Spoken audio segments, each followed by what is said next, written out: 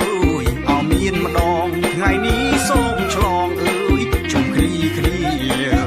មួយឆ្នាំអើយអោមានម្ដងថ្ងៃនេះសូមឆ្លងអើយជុំគ្នា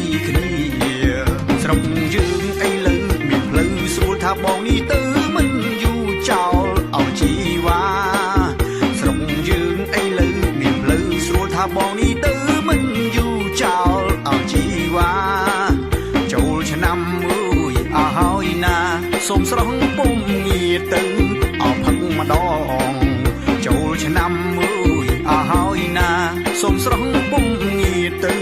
អោផឹកម្ដង